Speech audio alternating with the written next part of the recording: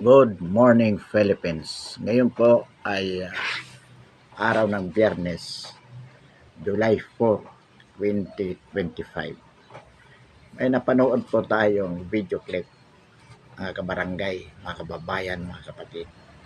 Ay ito po ay hindi po tayo nagkakamali kay Miss Janine, the judge. Well, with all honesty, uh, maganda po si sounds professionally at maganda po yung kanyang pagka-deliver. Kaya kung atin po siyang maririnig at medyo kulang tayo sa mga backgrounder or if we are not acquainted with the background of the case, talaga pong mapapaniwala niya tayo. Ano po yung kanyang sinasabi? Well, as a whole, ay sinasabi po niya itong kaso ni BP Sara, impeachment case which is pending before the Senate as an impeachment court, maaari pong magresulta into a constitutional crisis. And sabi niya, it does not work because of Sara Duterte. Magkakaroon na po ng constitutional crisis. Ito po ay bunsod sa ginawa ni Sara, sabi niya, o ng mga defense team ni BP Sara, na pinadidismiss ang kaso as a mere garbage of paper. Sapagkat ang ibig na sabihin, dapat hindi pa didismiss. Dapat the Senate has to go on trial, that being the mandate of the Constitution.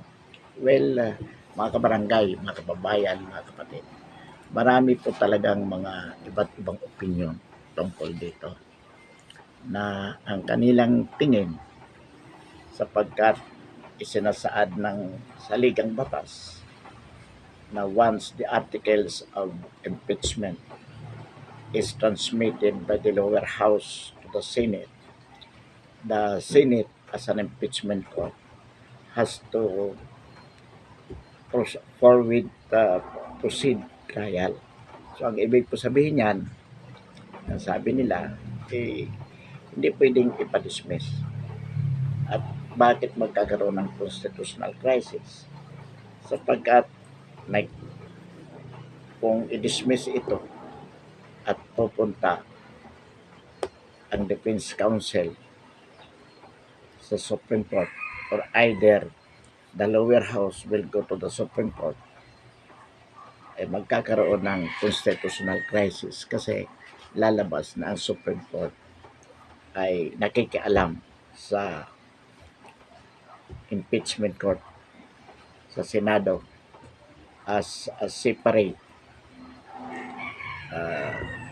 branch of government, sapagkat alam pa naman natin that under our sit-up there is what we call separation of powers among the legislative department, the judiciary, and the executive. So, ito pong sinasabi ni Janine the Judge na napakaganda po ang kanyang pagka-deliver, very professional, talaga pong kapanipaniwala. Kaya nga, bibigyan po natin ito ng reaction upang magbigay din naman ng kaliwanagan sa ating mga kababayan. In the first place po, magkakaroon nga ba ng constitutional crisis kung sakaling either of the party, the House of Representatives or the Defense Council, the defense team of BP Sara Duterte, has to go to the Supreme Court? Sa atin pong paniniwala, hindi po. Bakit? Sapagkat in the first place, talagang that is embodied already in the Constitution that In any case that there is a constitutional issue of whatever branch the government will do, then under the Constitution, the Supreme Court is the final arbiter. So kung yan man ay gawin, that cannot be a constitutional crisis. That being in accord with the Constitution. Na kung mayroon kang katanungan sa paniniwala mo, what the Senate do as an impeachment court is unconstitutional, then the aggrieved party may go to the Supreme Court for the Supreme Court finally to decide. So wala pong constitutional crisis dyan. Either the impeachment case will be dismissed by the Senate or the trial has to go on before anything can be decided by the Supreme Court. Sapagkat ang alam po natin, meron na talagang pending petition ang defense team na ideklarang unconstitutional ang impeachment case which is pending before the Senate. Bakit po? Sapagkat mayroon nga pong issue doon na violation of 1 year ban. Sapagkat itong impeachment articles of impeachment which is pending before the Senate was the fourth complaint filed before the House of the Representatives within a year. So mayroon na po talagang issue dyan. Pero sa katanungan kung ito nga ba ay magdudulot ng constitutional crisis, hindi po totoo yan. Hindi po totoo sapagkat lahat naman, all the parties agree that the Supreme Court that being provided in the Constitution is the final arbiter of any constitutional issue relative to the case. So, ang mangyayari po dyan, it is a matter of bringing up the case to the Supreme Court.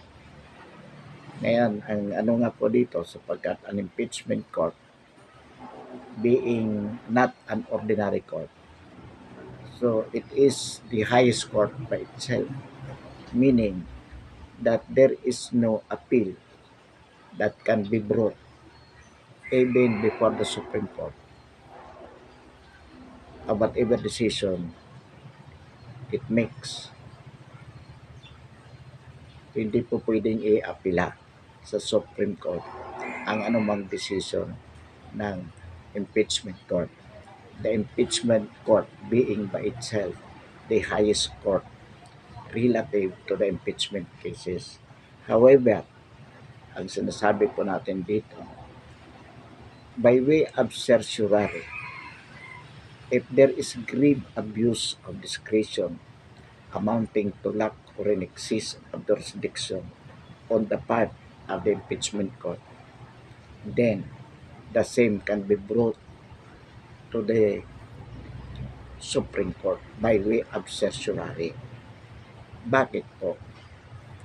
Sapagkat under Section 1, Article 8 of the 1987 Constitution, judicial power, which is exclusive to the Supreme Court, includes the determination as to whether grave abuse of discretion amounting to lack or in excess of jurisdiction is committed by any government agencies or instrumentality.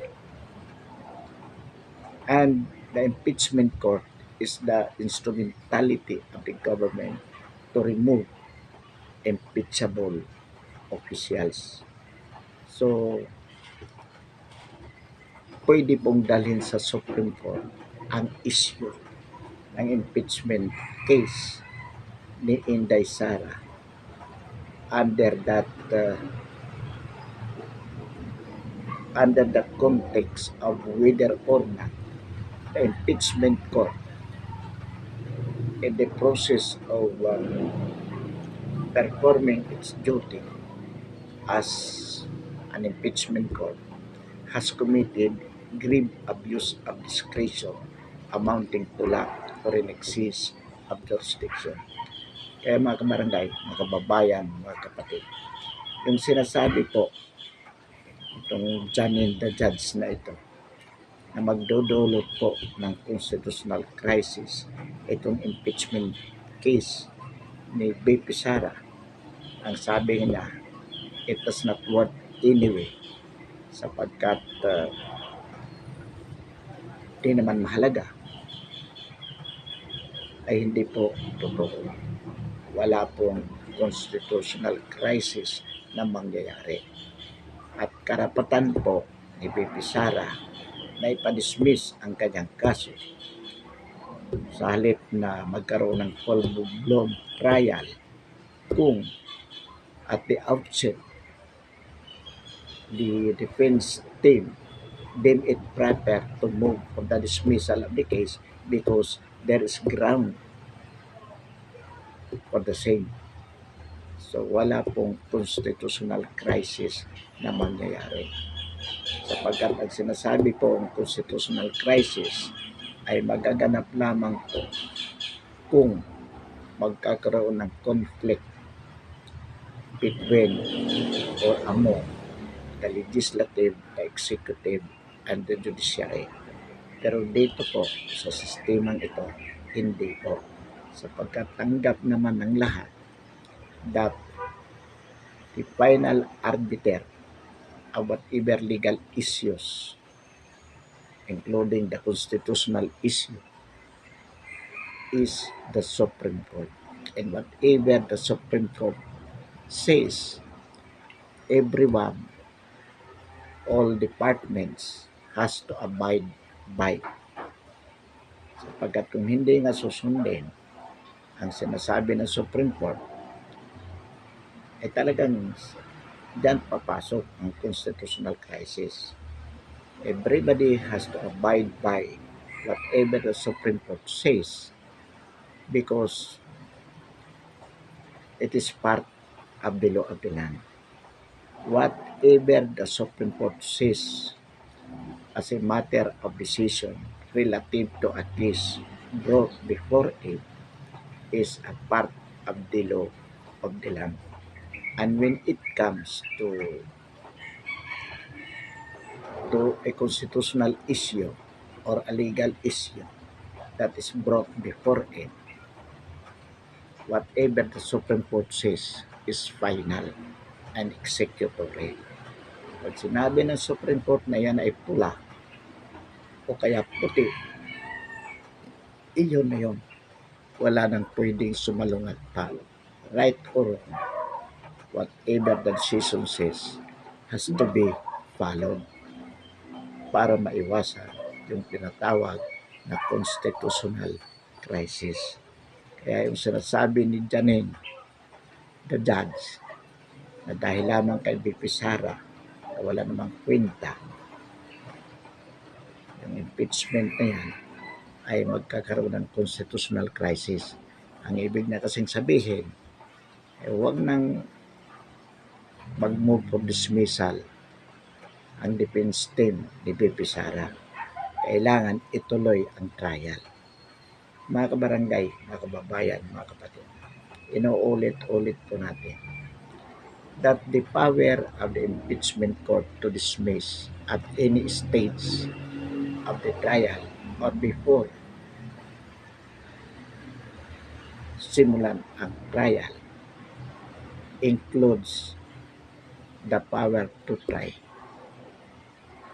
as granted by the Constitution. Ang impeachment court is the sole court created by the Constitution to try any impeachment case filed before it. So, kung i-dismiss man yan ng impeachment ng mga senador o ng Senate in its capacity as an impeachment court, yan po ay ayon pa rin sa saligang batas because the power to dismiss as one aspect of the trial is within the power of the impeachment court to try.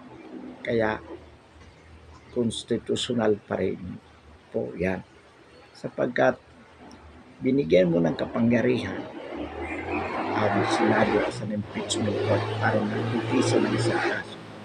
Pero hindi sa pwedeng mag-dismiss. Kalukuhan po yan. At is illogical. At wala po yan sa rules ng alinmang korte. Sapagkat inutusan ka mag-trial ay kung sa tingin mo dapat i-dismiss ang kaso at that instance, at that point, ba't hindi mo i-dismiss kung mayroon namang basihan? You are, in that case, wasting time, effort, and money of the government. Kaya po marami nagsasabi ng mga kababayan natin, mga legal luminaries, na hindi pwedeng i-dismiss yan. Kailangan litisin sapagkat yun nakalagay sa batas. Well, that is a literal interpretation of the Constitution. Pero hindi po yan ang ibig sabihin. Pag sinabi mo may kapangyarihan na litisin ang impeachment court, may kapangyarihan ang Senado as an impeachment court na litisin ang isang impeachment case, lahat ng aspeto na napapaloob sa paglilitis na yan ay napapaloob din sa kanyang kapangyarihan. Otherwise, hindi po tama yon. Kaya mga kabarangay, mga kababayan, mga kapatid, huwag po tayong basta mga maniniwala sa mga sinasabi ng iba. The problem is, by the very nature, ang impeachment case is highly politicalized. Politika talaga yan. Kumbaga, lahat ng sinasabi ng mga nagbibigay ng komento, kasama na rin tayo. Ng mga senador, they will be saying things for and against the impeachment case according to its political affiliation.